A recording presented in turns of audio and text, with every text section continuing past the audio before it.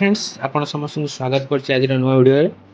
तो आज वीडियो देखिए जे आपण माने केमिति state selection board Odisha police तरफ किछि गुडी को पोस्ट बाहरछि से गुडी को किंबरी अप्लाई करि परिबे आज ये वीडियो देखिबा। तो जदि वीडियो टी भल लागिवो ताले हम चैनल को सब्सक्राइब करिवे एवं वीडियो देखिया पे नोटिफिकेशन टाको ऑन कर देथिबे। आमे जेतळे वीडियो अपलोड करिवो सर्वप्रथम वीडियो टी आपण मानक पखरे जाई पहुंचीबो। तो प्रथम आपण कौन करूँ आपण मोबाइल कि डेस्कटप जब कर डेस्कटप जेकोसी ब्राउजर टी ओपन कर दिंतु एवं सर्च करूँ orisha police.government.in सर्च कर दिंतु। आप देखिपे ये जो प्रथम वेबसाइट टी आपन को मिल जाव ना व्यस्त हबार किसी ना। आप डिस्क्रिप्शन में भी आम लिंक टी को पाइबे। प्रथम लिंक उपर क्लिक करूँ तापर एठी देखुतिबे requirement of SC P boy बा कांस्टेबल इन बैटालियन एटा पे भार जे ओटा अप्लाई सेटा अप्लाई क्लिक करो ऊपर क्लिक करंतु। ओके तापर देखिबे सेटा आपनकर एठी रजिस्ट्रेशन लिंक टी अछि इंपोर्टेंट लिंक जो लिखाई सेटा होय आपनकर रजिस्ट्रेशन लिंक ए ऊपर क्लिक करंतु।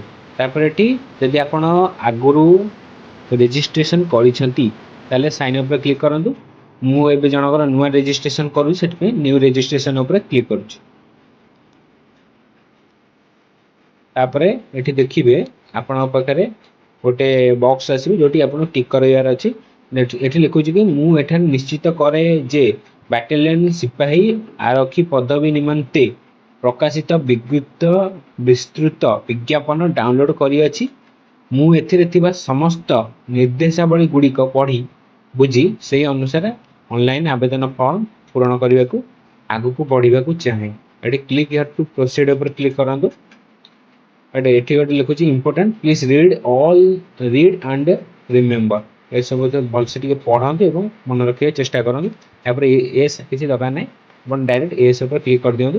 तापर एरपर देखिए आपको ये प्रथम आपको मोबाइल नंबर टी मागुची कन्फर्म मोबाइल नंबर मागुची तापर email ID confirm email ID candidate को Aadhaar card confirm Aadhaar card एवं पासवर्ड गोटे जेकोसी पासवर्ड दे देबे एवं कन्फर्म पासवर्ड करी एटी गोटे कैप्चा आपको शो करिवो। कैप्चाटा तळे अछि एटा को भरि दियंतु।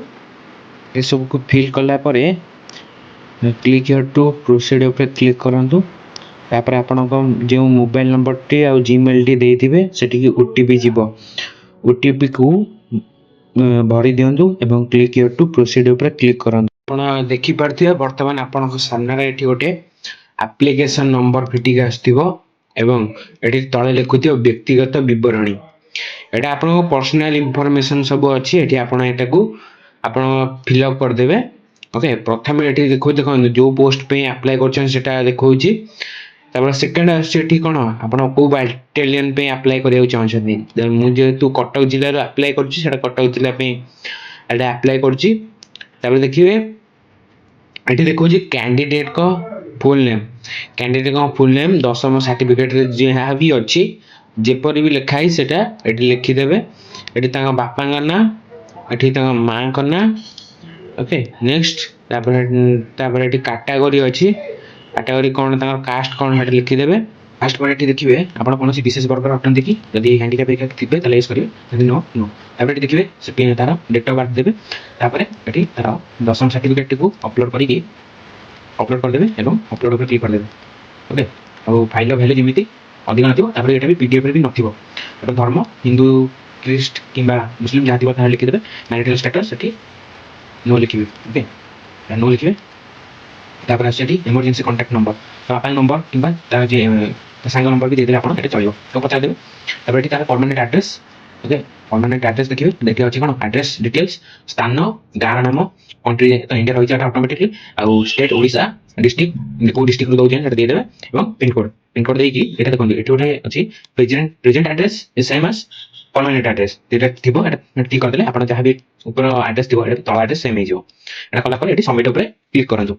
सबमिट ऊपर क्लिक कले आपण पाखे गोटे आसीबो जे कन्फर्म एंड प्रोसीड गोटे ऑप्शन आसीबो तापर क्लिक कर नियंतु तापर आपण देखिबे are you presently in government service वर्तमान आपण सरकारी सेवार अछंती कि जदि थिबे ताकू यस करिवे नहले ताकू नो कर दियंतु आपण ओडिया भाषा रे पास करिसंती कि एटा यस करिवे नहले एटा आगो आपण बढ़ी परिवे नाही वर्तमान आपणकर दशमटी आपणक मैट्रिक सर्टिफिकेट रे आपण ओडिया रखिथिले कि नै सेटा को चूज करंतु तापरे दशम सर्टिफिकेट एबे अपलोड कर दियंतु तापरे आसीओ जे आपण ओडिया कहिबा पढ़िबा जानिछन कि नै एठी सब जगह टिक कर देबे तापर आपणकर जदि एनसीसी सर्टिफिकेट थिबो ताले यस करंतु नहले नो कर दियंतु किछ असुविधा नै एनसीसी सर्टिफिकेट पे 2 मार्क केवल एक्स्ट्रा मिलिबो आपण कौनसी अपराधिक मामले संपृक्त दंडित कि एटाକୁ नो कर दियंतु यदि आपन ड्राइविंग लाइसेंस थिबो ताहले आपण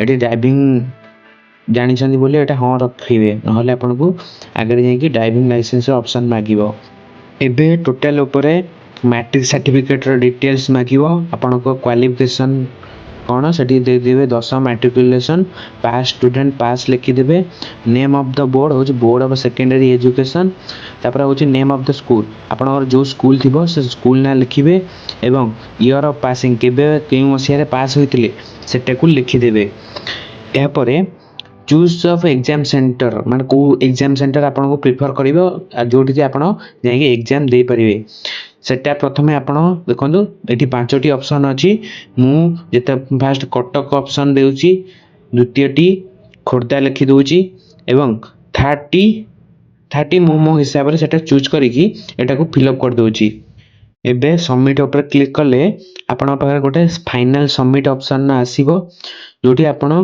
कन्फर्म एंड प्रोसीड ऊपर क्लिक कर दियंतु ता पूर्वरु आउ तरे जहा भी देइछन ताक बलसे टिके देखि नियंतु तापर देखिबे एठी आपण पाखरे गोटे ऑप्शन आसीबो जोठी कि आपण को फोटो सिग्नेचर थंब इंप्रेशन एवं आधार कार्ड रो को किपर अपलोड करिवे जो फोटो अपलोड करिवे तार साइज 50 केबी रु 500 केबी भितर रहिथिबा दरकार आ सिग्नेचर टी 20 केबी रु 200 केबी भितर अपलोड करिवे थंब इंप्रेशन भी सही 20 केबी रु 200 केबी भितर रहिबो एवं आधार कार्ड टी जोटा अपलोड करिवे आपण जो आधार कार्ड टी अपलोड करिवे तार हाइट रहिबो 1725 पिक्सेल आ विड्थ रहिबो 4170 पिक्सेल एटा आपण चाहिले सिंपली फोटोशॉप रे करि परिबे आरो छोटे छोटिया वीडियो टी मो अपलोड कर देबी एवं आउ आधार कार्ड रो साइज टी 1 MB रु कम रहिबो देखनु एटा को संपूर्ण एवं फाइनल सबमिट गोटे ऑप्शन आसीबो फाइनल सबमिट ऊपर क्लिक करिकि आपन को फाइनल सबमिट हे जिवो आउ प्रिंट आउट ता आपन चाहिले काढी कि आपन जो कैंडिडेट अप्लाई करछंती ताकू देई देबे यदि वीडियो टी भल लागिथिबो ताले हम चैनल को सब्सक्राइब करिवे एई बडी वीडियो देखिया को